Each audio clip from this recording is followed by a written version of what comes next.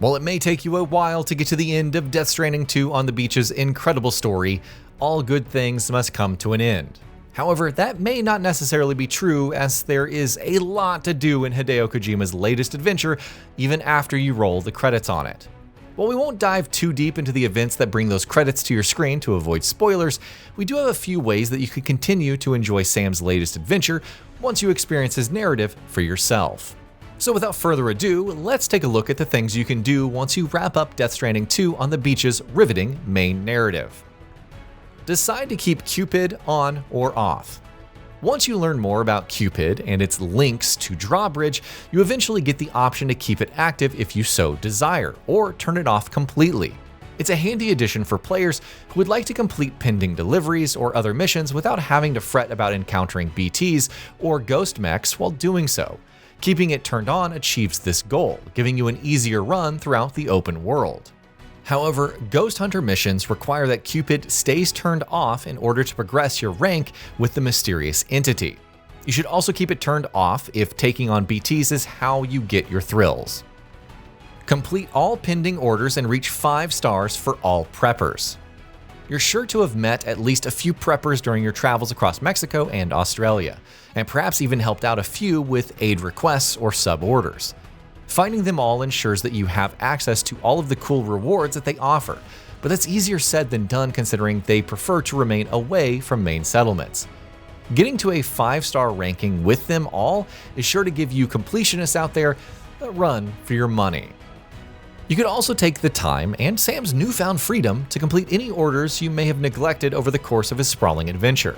It's a great way to ensure that you don't miss out on any of the other cool additions that Kojima has made to the game, while having the Cupid turned on lets you play at a slightly more relaxed pace. The Aeronautical Engineer to unlock gadgets like drones.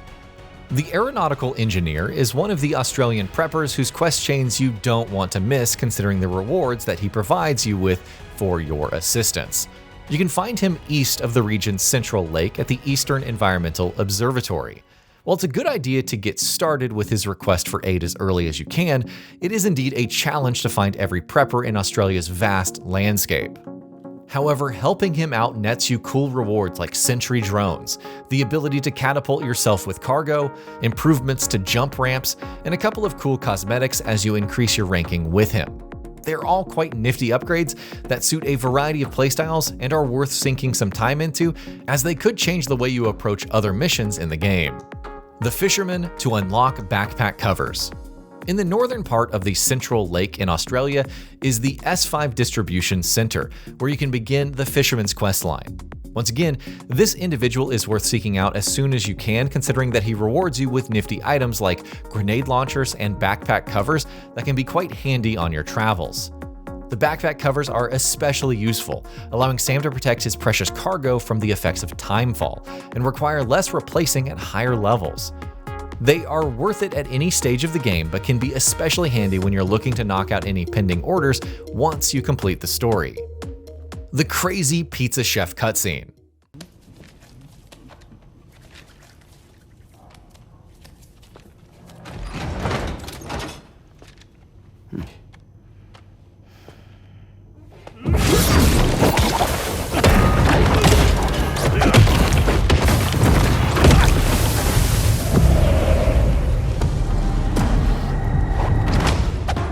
If you're looking to unlock the Platinum Trophy on Hideo Kojima's masterpiece, you have some digging to do.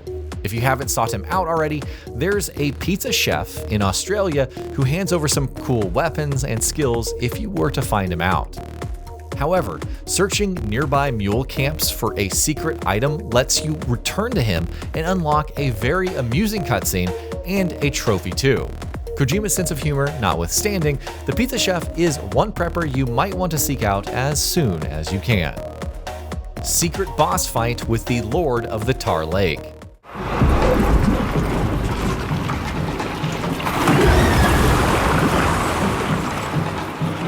Feel that? Sam, it's coming.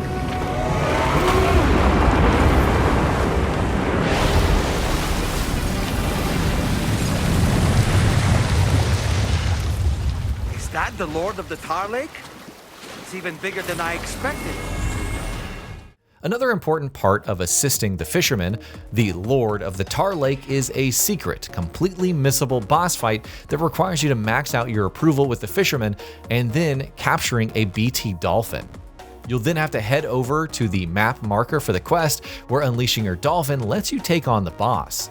Since it's a BT, whittling away at its health gives you the opportunity to capture it and use it in battle in a pinch. So pretty neat, huh?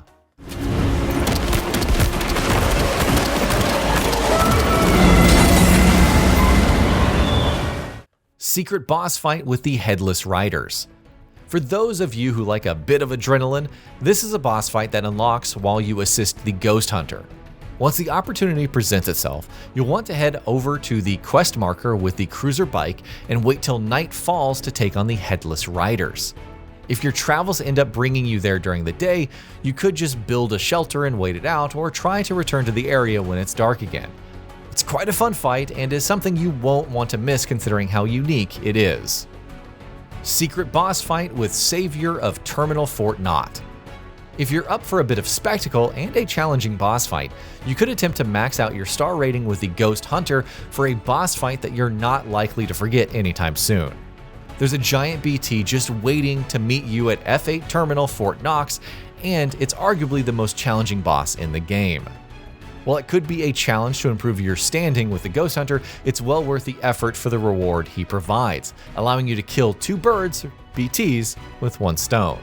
There's a trophy that unlocks for defeating the boss at Terminal Fort Knox 2, making this fight a necessity if you're chipping away at that long list. The Lone Commander for the best stealth weapons. Another important prepper you might want to visit is the Lone Commander, whose rewards include the best stealth weapon Sam can use against those who get in his way as he travels around Mexico and Australia. He is among the first of the game's optional settlements, found in the hills around the government base. This introverted sniper is very generous with his rewards, providing Sam with sniper rifles and handguns that are equipped with tranquilizing rounds and a very handy smoke grenade that lets you channel your inner assassin as you take on your enemies and vanish into thin air when you are detected. The Architect to enhanced building mechanics. Once you have the pizza chef connected to the chiral network, you might find yourself delivering a piping hot pizza to the Architect, who can be found relatively close to where the chef is located.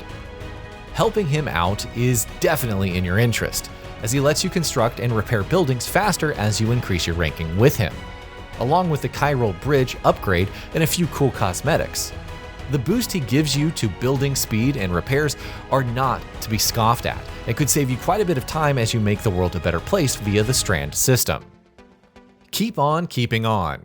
If you're at the end of the game's story, it's likely that you've already unlocked Strand contracts. Death Stranding 2 lets you assist other players who are looking to further their adventure, with the Strand System allowing you to leave key buildings on your map for them to access. While you can choose to have active contracts with your friends, random players who happen across your buildings and find them useful have the option to send a few likes your way and perhaps even open new contracts with them later down the line. It's a great way to keep engaging with the gorgeous open world in Death Stranding 2, while also giving you more reasons to keep exploring the world. New items after completing the game. Rolling the credits on the main story and returning to the DHV Magellan sets off the one-day episode, which is essentially an epilogue chapter with no real objectives or urgent orders to fulfill.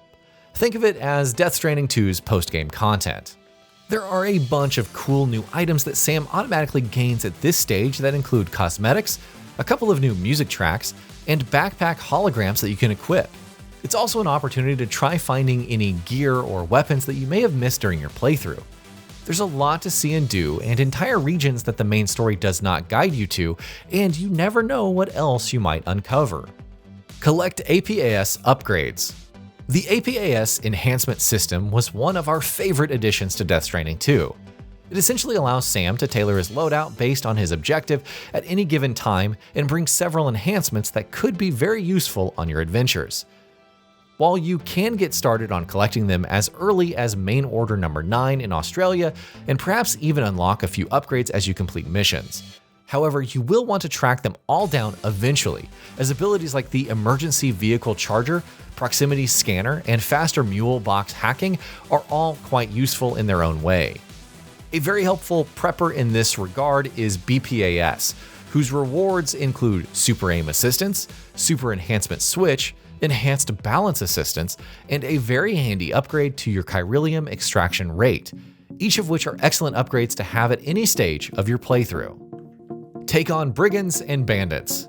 If you played it safe by keeping your Cupid on, the lack of BTs and ghost mechs might make your travels a tad lonely.